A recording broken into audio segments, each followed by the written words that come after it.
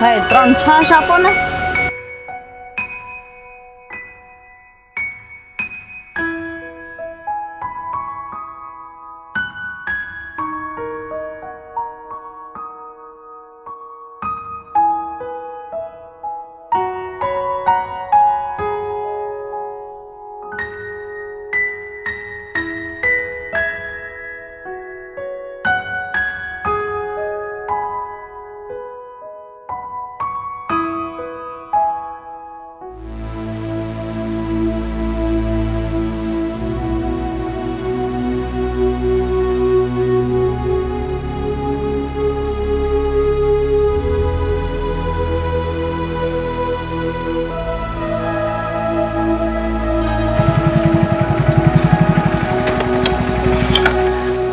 નમસ્તે મમ્મી. જય શ્રી કૃષ્ણ. જય શ્રી કૃષ્ણ બેટા, કેમ છો? બસ એકદમ મજામાં. પણ મમ્મી, તમે મને આમ અચાનક ફોન કરીને આમ આવી જગ્યાએ કેમ બોલાવ્યો? શું કામ હતું? બેટા, તમે મારા જમાઈ છો ને આશા મારી દીકરી છે. મારે મારી દીકરીની વાત આમ ન કરાય, પણ મારે તમને અંધારામાં નથી રાખવા. મમ્મી, આ આશાની વાત એટલે એવી તે વળી કઈ વાત છે જે તમે મારાથી છુપાવો છો? બેટા, તમારા નાશના લગ્ન થયા ને ત્યારે એ પહેલાં આશા કોલેજ કરતી હતી અને એ કોલેજમાં એને એક છોકરા સાથે લફરું હતું. ને ફક્ત એટલું જ નહીં, આશા અને એ છોકરો એકબીજાને ખૂબ પ્રેમ કરતા હતા અને એ છોકરાના ભૂલના કારણે મારી આશા પ્રેગ્નેન્ટ થઈ ગઈ હતી. અરે આ બધું તમે શું કહો છો મમ્મી? હા બેટા, આ બધી વાત સાચી છે. હા, આ વાત મારે તમને નહોતી જણાવી, પણ શું કરું, મારો આત્મા મને ડંક મારતો હતો. એટલા માટે મને થયું કે આ વાત હું તમને જણાવી દઉં. રોહન કુમાર, આ વાત જાણ્યા પછી તમે આશાને ઘરની બહાર ની કાઢી મૂકતા, પણ તમે એને ત્રાસ આપજો ને બહુ મારજો, જેથી કરીને એને આ ભૂલનો પસ્તાવો થાય.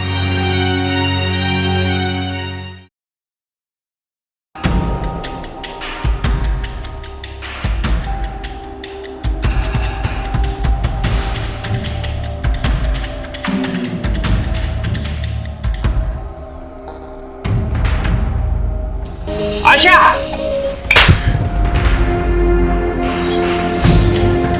રોહન, તમે મને થપ્પડ કેમ માર્યો? તારા કાળા કર્મોની તને સજા આપું છું. સાલી નીચ, નબાવત! આવું બધું કરતા તને જરા પણ શરમ ના આવી? કાળા કામ? આ તમે શું બોલો છો? મેં શું કાળા કામ કર્યા છે? સાલી, હજુ અજાણી બને છે? હજુ મારી સામે તું ભોળી બને છે? સાચું બોલ, કોલેજમાં કોની સાથે તારે લફરું હતું? મારું કોઈ લફરું વફરું નતું કોલેજમાં. રોહન, હું તું મગજમારી કરશો વો ભાઈ રે સે હું આ બધું?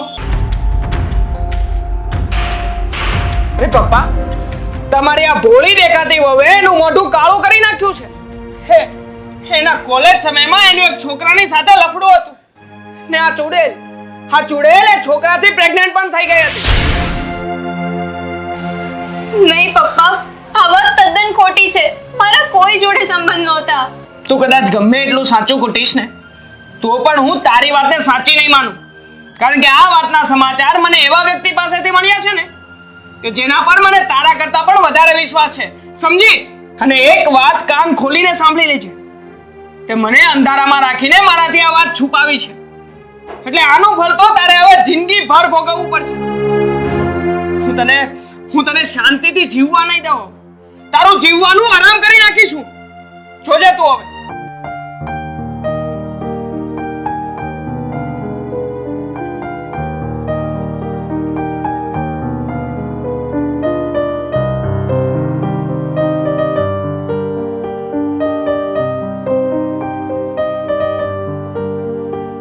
એક મિનિટ ત્યાં જ ઊભી રહેજે.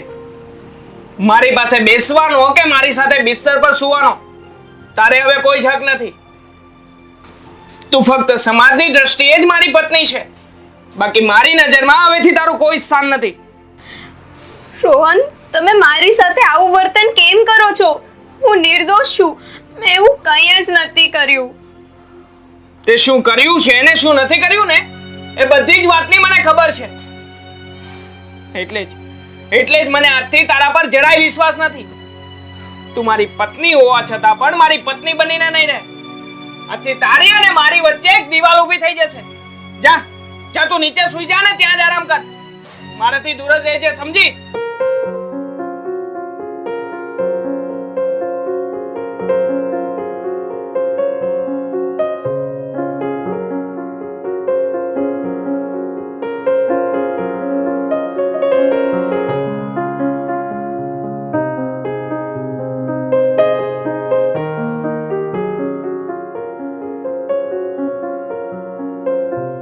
લે આ સાડી.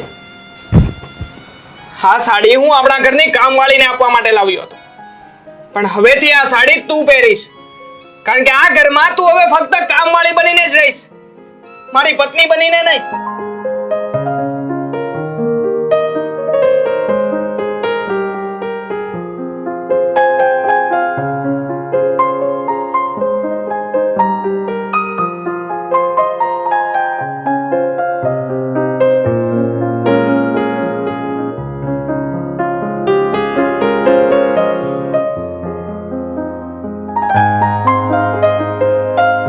જય શ્રી કૃષ્ણ. વાહ, મારો દીકરો.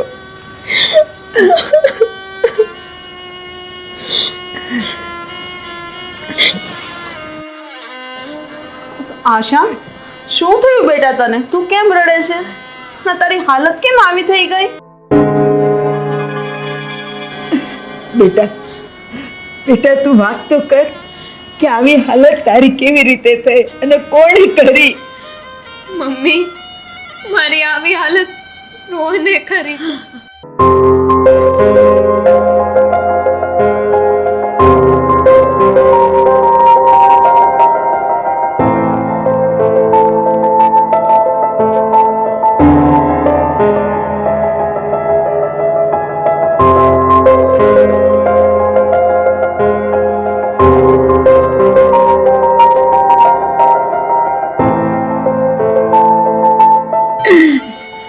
ભગવાન, મારી દીકરીને આટલી બધી હેરાન કરી અને આવો ગંદો આરોપ મૂક્યો એ બે બાપ દીકરાએ.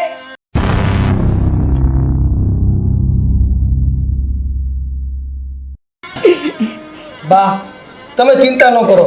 કાલે જ હું આશાની ઘેર જાય અને બાપ દીકરા બેને સમજાવીશ.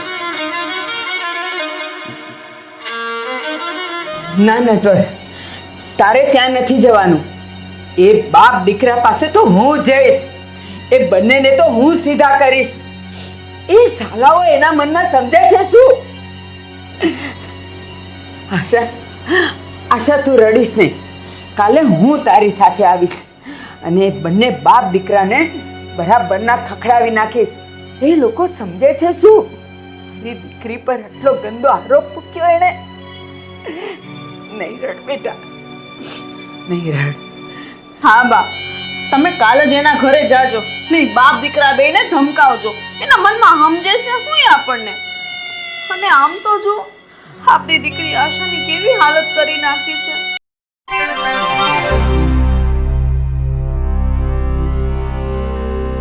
સરલા, જા અને તારા રૂમમાં લઈ જા. જા બેટા. હા, ચાલ શાંતિથી બેટા, બેસજે. ચાલ મારી રૂમ.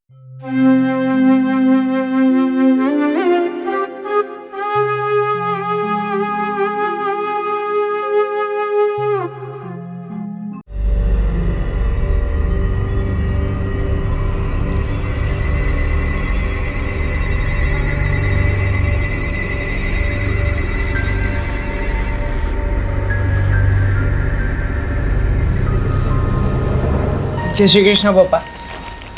જય શ્રી કૃષ્ણ બેટા. રોહન, આ તારી પત્ની ગઈકાલે પિયર ગઈ તો એના કોઈ સમાચાર છે? નહીં પપ્પા, એના કોઈ સમાચાર નથી ને મેં એને ફોન કર્યો પણ નથી. પણ બેટા, તું એને ફોન કરીને એક વખત વાતચીત તો કર, નહીંતર આ સંબંધો બગડી જશે. આ વાત બગડી જશે. અરે તેલ લેવા જઈએ, સંબંધ બગડતા હોય ને તો ભલે બગડે, પણ મને એનામાં હવે કોઈ જ રસ નથી.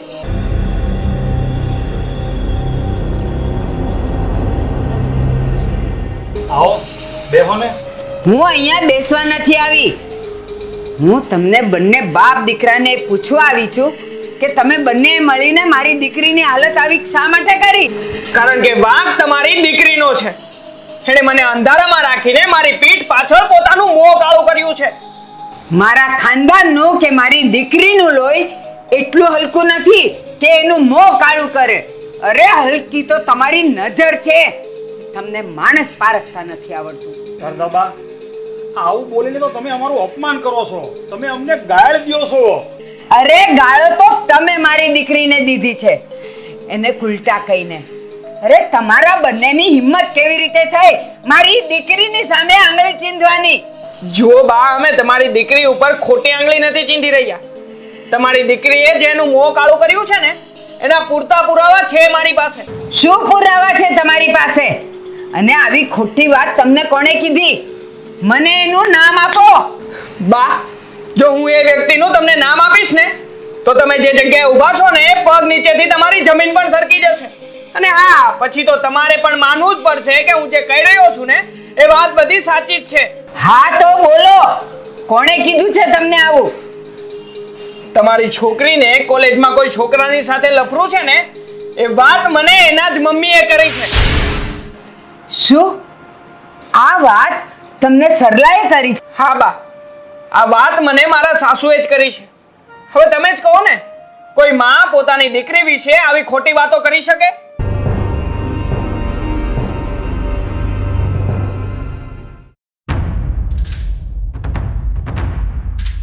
સરલા, સરલા ઊભી થા. કેમ બા, તમે કેમ આટલા બધા ગુસ્સામાં છો? શું થયું? મેં કીધું ને તું ઊભી થા.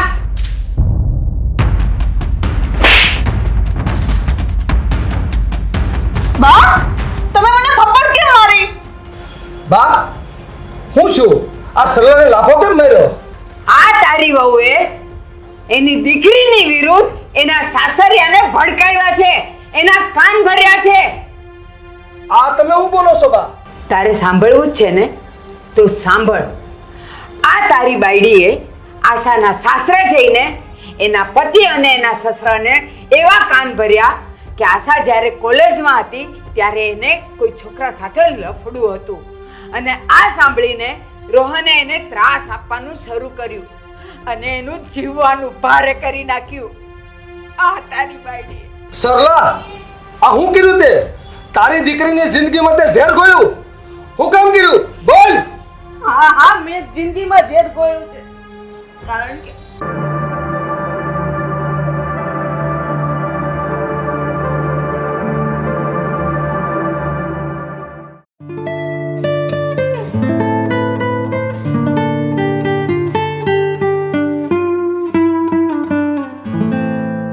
મારે તારા હાથની ચા નથી પીવી. જા લઈ જા અહીંયાથી.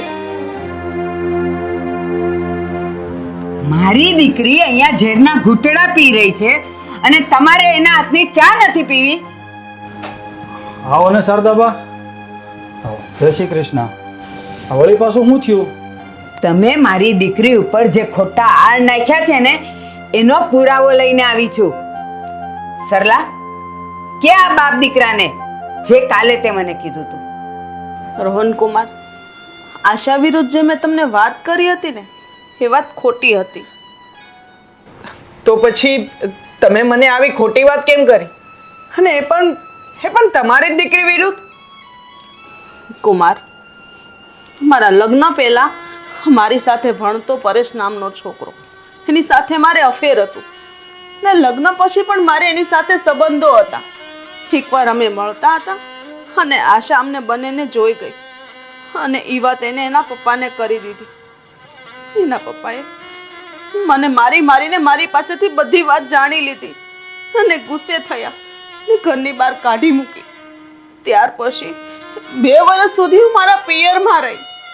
અંતે સમાધાન થયું ને હું ઘરે પાછી આવી. પણ આશા પ્રત્યે તો મારા મનમાં દાજ જ હતી અને એના લીધેથી મારે વેઠવું પડતું હતું. બસ એટલા માટે મેં તમારા કાન ભર્યા હતા આશા વિરુદ્ધ. પણ હકીકત તો એ છે કે આશા એકદમ નિર્દોષ છે. ભલે હું એની સગી માં નથી, પણ આશા નિર્દોષ છે. સરલાબેન, આ કેવી માં છો તમે? એક માં થઈને તમે દીકરીનું ઘર ભંગાવવા ઊભા થયા. આશા, બની શકે તો મને માફ કરી દેજે. મારાથી બહુ મોટી ભૂલ થઈ ગઈ છે. લગ્નના આટલા વર્ષો પછી પણ હું તને સમજી ન શક્યો, અને એ જ ગેરસમજણમાં મેં તારી સાથે ગેરવર્તન પણ કર્યું છે. આશા બેટા, હા તારી સાવકી માને પણ માફ કરી દેજે બેટા. મેં તારી જિંદગીમાં આગ લગાડવાની કોશિશ કરી,